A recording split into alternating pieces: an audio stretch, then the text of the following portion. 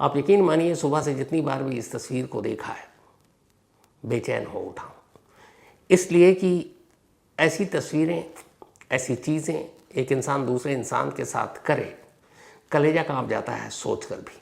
लेकिन अफसोस ये हुआ है, आंखों के सामने है वो तस्वीरें, अभी भी मेरे जहन में, मेरे आंखों के सामने कौंध रही हैं। कहानी अमेरिका की है, अमेरिका के एक मोटेल की। एक होटल होता है, एक मोटेल, मोटेल भी है मोटेल। तो इन दोनों में फ़र्क ये है, जो लोग नहीं जानते उनको बता दूं कि होटल तो हम सब जानते हैं क्या होता है, लेकिन अमेरिका में जो मोटेल होता है वो एक तरह का सराय खाना कहें आप, कि वहाँ आम तौर पर वही लोग ठहरते हैं जिन्हें एक रात गुजारना हो, कहीं सफ़र में हो, रास्ते में कोई मोटेल पड़ा, वहाँ रुक गए, रात को आराम किया, सो गए और निकल गए। जनरली वहाँ रूम में आपको एक अवन या फिर कॉफ़ी मशीन ये सब दे दी जाती है और बाकी आप अपना रुकिए और फिर निकल लीजिए, आगे बढ़िए। और होटल में आपको खाना पीना सब कुछ मिलता है। तो मोटेल एक तरह से, अपनी भाषा में बात करूं तो एक सराय टाइप की चीज़ होती है और बहुत कॉमन है यूएस में। तो ऐसे ही एक टेक्सास जो अमेरिकी स्टेट है, उसका एक शहर है डलास। इसी डलास में एक मोटेल था, इस मोटेल का नाम था डाउनटाउन स्वीट्स। इस डाउनटाउन स्वीट्स में एक इंडियन नागरिक जिनका नाम चंद्रमौली नागमलैया पिछले कई सालों से इस मोटेल के मैनेजर थे। उनकी पत्नी और उनका बेटा ये भी अमेरिका में थे। कर्नाटक के रहने वाले चंद्रमौली अपने बीवी और बेटे के साथ अमेरिका में थे और वहीं अब उन्होंने अपनी ज़िंदगी बसा ली थी। और इसी डाउनटाउन स्वीट्स में वो बतौर मैनेजर इस मोटेल के काम कर रहे थे, कई साल हो चुके थे।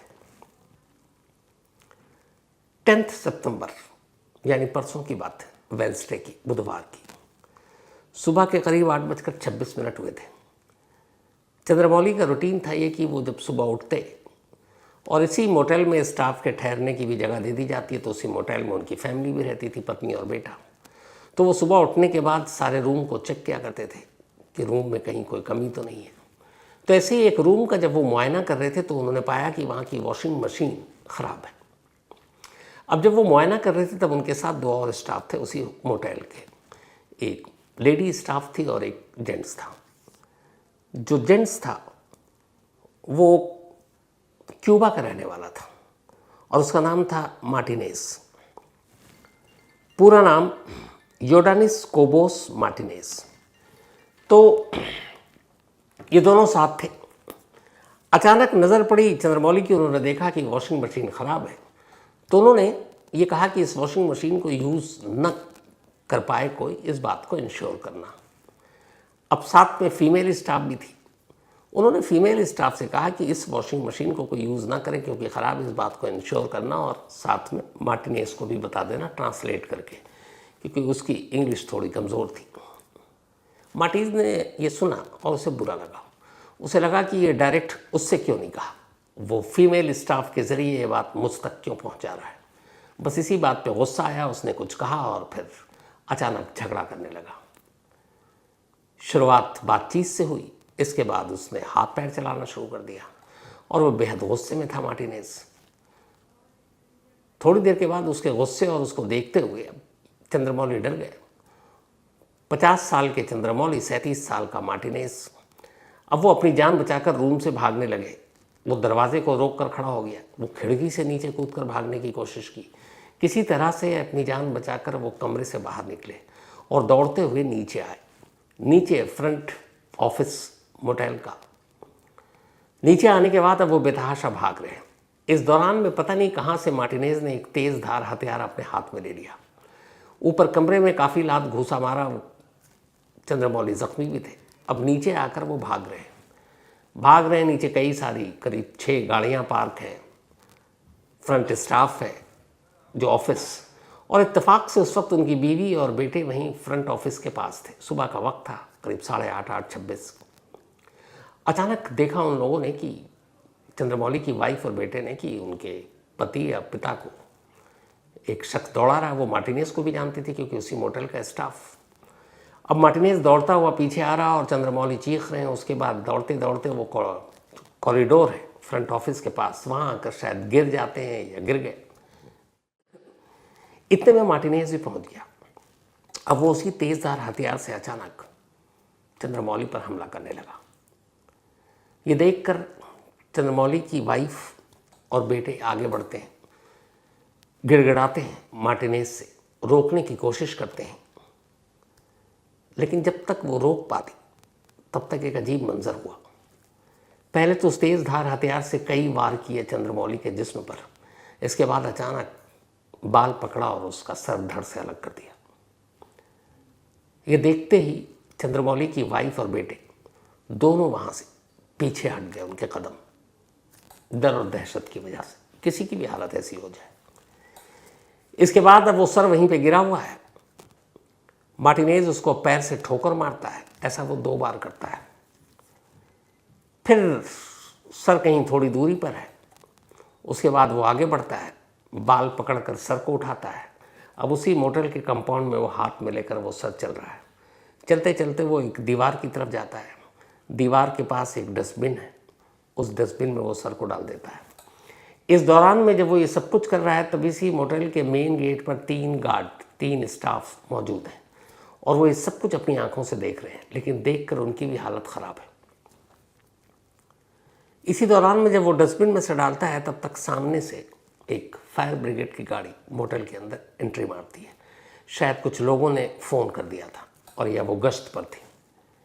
फायर ब्रिगेड की गाड़ी इधर अंदर आती है, लेकिन इस दौरान में तब तक मार्टिनेज सर को डस्टबिन में डालकर उसी मेन गेट की तरफ बढ़ता है। 3 सिक्योरिटी गार्ड वहाँ मौजूद हैं, लेकिन डर के मारे वो गेट का रास्ता छोड़ देते हैं और वो गेट से निकलता है, बाईं तरफ चल पड़ता है। इधर फायर ब्रिगेड की गाड़ी रुकी, तब तक गार्ड वालों ने इशारे से बताया कि वो बाहर निकला, बाईं तरफ गया। फ़ौरन फायर ब्रिगेड ने अपने वॉकी टॉकी से लोकल पुलिस को इन्फॉर्म किया जो वहाँ पे गश्त पे रहती है। उसके बाद फायर ब्रिगेड की फिर गाड़ी में मुड़ती है और मोटेल से थोड़ी दूरी पर लेफ़्ट साइड में वो अपना पैदल चला जा रहा है। पुलिस और फायर ब्रिगेड की गाड़ी दोनों मिलकर उसे पकड़ लेती है। पकड़ने के बाद अब उसे अपने साथ वो लोग गाड़ी में बिठाते हैं, उससे पूछताछ होती है, वो अपना जुर्म कबूल कर लेता है। इसके बाद उसे डलास काउंटी जेल ले जाया जाता है और उस जेल में फिर उसे कैदी की वर्दी पहनाई जाती है। उसका अरेस्ट मेमो तैयार होता है, उसके बयान दर्ज होते हैं। इधर इस बीच में पुलिस सब मोटेल पहुंचती है और वो जो लेडी स्टाफ थी जिसके सामने झगड़ा शुरू हुआ था वॉशिंग मशीन को लेकर, उसका स्टेटमेंट लेती है। चंद्रमौली की वाइफ का स्टेटमेंट लेती है, बाकी जो चश्मदीद थे उनका स्टेटमेंट लेती है। सर और बाकी धड़ को अपने कब्जे में लेती है, हॉस्पिटल भेजती है और फिर पूरी कहानी सामने आती है। पता चला कि ये जो मार्टिनेज था ये क्यूबा का सिटीज़न है और इलीगल तरीके से पिछले कई सालों से अमेरिका में रह रहा था। इसके ऊपर कार चोरी और कुछ क्राइम के और भी केसेस थे, जिसकी वजह से पुलिस ने पकड़ा भी। लास्ट इसी साल जनवरी में जब अमेरिका में इलीगल तरीके से रह रहे लोगों के खिलाफ एक ऑपरेशन चलाया गया, तब इसे भी पकड़ा गया और इसे वापस इसके देश क्यूबा भेजने की तैयारी की गई। लेकिन क्यूबा की सरकार ने कहा कि इसके खिलाफ क्रिमिनल केस है और हम इसे वापस नहीं लेंगे। अब क्यूबा की सरकार ने लेने से मना कर दिया तो फिर क्यूबा ये जाए कैसे? फिर ये हुआ कि किसी थर्ड कंट्री में भेजेंगे, लेकिन कोई और कंट्री क्यों ले? इस चक्कर में जब बात बनी नहीं तो कुछ दिन तक तो उसको डिटेंशन सेंटर में रखा गया। फिर ये हुआ कि कब तक, फिर उसे छोड़ दिया गया कि आगे देखेंगे इसको कब कहाँ भेजना है। और वो वापस इस मोटेल में आ गया और यहीं काम करने लगा। अगर उस वक्त इसे भेज दिया जाता तो शायद यह हादसा ना होता, चंद्रमौली की जान बच जाती। मार्टिनेज जेल में है। इंडियन एम्बेसी तक भी ये खबर पहुंची ह्यूस्टन में और उन्होंने अफसोस जताते हुए इस फैमिली को हर संभव मदद करने की बात कही है। हालांकि डलास पुलिस ऑलरेडी कातिल को पकड़ चुकी है और उनका कहना है कि उसके ऊपर जो फर्स्ट डिग्री मर्डर के चार्ज लगाए गए हैं और ये प्रूफ हो गया तो फिर शायद पूरी ज़िंदगी अब उसे जेल में ही काटना पड़ेगा। लेकिन यकीन मानिए जो सारी चीज़ें मोटेल के सीसीटीवी कैमरे में जो कैद हुई वो आदमी देख ले तो परेशान हो जाए। मतलब कैसा गुस्सा, कैसी चीज़। और अमेरिका में इस तरह की चीज़ें इधर कुछ ज़्यादा ही हो रही हैं। अभी ये 10 सितंबर की जो आपको कहानी सुना रहा हूँ, इसी 10 सितंबर को अमेरिका में एक और चीज़ हुई थी।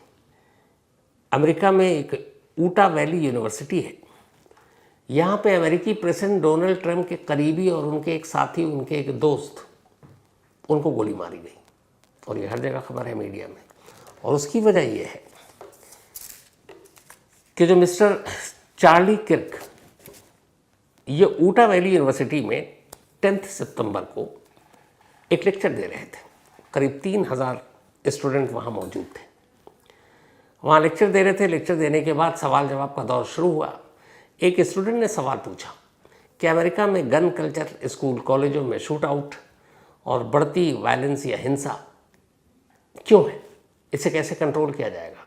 सवाल देखिए कि क्या पूछा जा रहा है कि अमेरिका में गन कल्चर और वायलेंस, जो खून खराबा हो रहा है, इसे कैसे रोकें। जैसे ही चार्ली किर्क ने इसका जवाब देना शुरू किया, अचानक उसी हॉल में जहाँ पर वो बोल रहे थे, ऊपर छत की तरफ से खामोशी के साथ गोली आई और चार्ली किर्क के सीने में लगी। वो वहीं गिर पड़े। कातिल ऊपर से ही भाग निकला। हालांकि सीसीटीवी कैमरे में वो कैद हो गया है। अमेरिकन पुलिस लोगों से मदद मांग रही है कि जो भी इसे जानता हो बताए। खुद डोनाल्ड ट्रंप इस कत्ल से सदमे में है, क्योंकि उनके बेहद करीबी रहे हैं चार्ली के। उनके इलेक्शन में कैंपेन भी किया था। लेकिन 2 दिन हो चुके हैं, अभी तक कातिल पकड़ा नहीं गया। पुलिस मदद मांग रही है। कुछ वक्त पहले आपको बताया था कि अमेरिका में ही एक अपने इंडियन ओरिजिन सिख नौजवान एक सड़क पर तलवार लहरा रहा था। हालांकि कहते हैं कि वो किसी को नुकसान पहुंचाने के लिए नहीं लहरा रहा था, लेकिन किसी अमेरिकन ने ही फ़ोन कर दिया। पुलिस आई। पुलिस चाहती तो उसे पकड़ सकती थी, क्योंकि हाथ में तलवार था, कोई बंदूक तो था नहीं कि वो गोली मार दे दूर से। लेकिन लॉस एंजलिस पुलिस ने पकड़ने की बजाय सीधे गोली मार दी। इसको लेके ही बहुत हंगामा हुआ और उस सिख नौजवान की मौत हो गई। इससे पहले कई जगह पे इसी तरीके से शूट आउट। अभी कुछ वक्त पहले अमेरिकी प्रेसिडेंट डोनाल्ड ट्रंप ने वॉशिंगटन में, जो अमेरिका की राजधानी है, वहाँ बाकायदा एक प्रेस कॉन्फ्रेंस की थी। अमेरिका में लॉ एंड ऑर्डर और ख़ासतौर पर वॉशिंगटन में कानून व्यवस्था की हालत कितनी ख़राब है, इसको बताने के लिए उन्होंने ये भी कहा था कि अभी कुछ वक्त के बाद यहाँ एक समिट है, कुछ वर्ल्ड लीडर से मिलना है, और मैं इस वक्त वॉशिंगटन की कानून व्यवस्था पर बात कर रहा हूँ। तो ये भी एक चेहरा है अमेरिका का। और ये सारी चीज़ें गन कल्चर की वजह से भी हैं। अमेरिका में गन कल्चर को लेकर जो कानून है और जिस तरीके से छोटे छोटे बच्चों के हाथों में भी आसानी से वहाँ हथियार आ जाता है, उसको लेकर एक लंबे वक्त से बहस चल रही है कि क्या वहाँ के लाइसेंस, कहते हैं कि अमेरिका में आप जितनी आसानी से सब्ज़ी खरीद सकते हैं उतनी आसानी से हथियार खरीद सकते हैं। तो इसमें बदलाव होना चाहिए कानून को लेकर। इस पर बहुत बहस है, दोनों तरफ के लोग हैं कि हथियार ना हो तो लोग सेल्फ डिफेंस कैसे करेंगे। लेकिन है तो फिर स्कूल कॉलेज में आप हमेशा सुनते होंगे कि शूट आउट, बच्चे ही गोली चलाना शुरू कर देते हैं बच्चों पर। तो इस गन कल्चर से अमेरिका इस वक्त सबसे ज़्यादा प्रभावित है। और अब इस तरीके के जो क्राइम हो रहे हैं, मतलब ये डलास के इंसिडेंट तो अपने आप में दहला देती है। पता नहीं क्या होगा, लेकिन हाल के वक्त में कुछ ऐसी चीज़ें सामने आई हैं जो ये बताती हैं कि आप सुपर पावर बेशक हो, लेकिन लॉ एंड ऑर्डर, कानून व्यवस्था पूरी तरह से शायद कंट्रोल में नहीं है। अब कंट्रोल में कैसे होगा, तो खुद जब अमेरिका की राजधानी को ही लेकर प्रेसिडेंट परेशान है, तो बाकी स्टेट्स के बारे में क्या कहूँ। तो खैर, इस अफसोसनाक कहानी में इतना ही।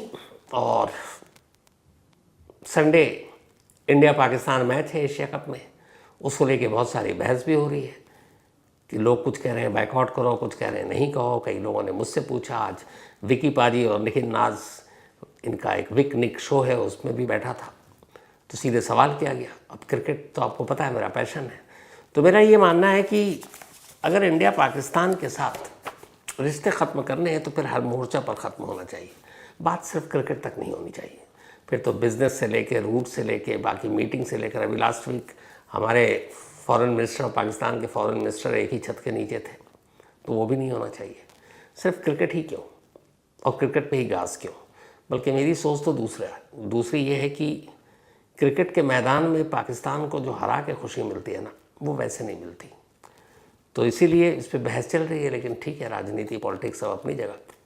संडे का मैच, और मैं चाहता हूँ शान से हम जीतें ताकि हमें एक सुकून मिले कि फिर पाकिस्तान को पीटा।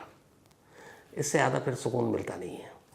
तो मुझसे मेरी राय पूछे तो मैं कहता हूँ कि नहीं, अगर बैन करना है तो फिर सारी चीज़ें, ये नहीं कि गिनती की चीज़ें।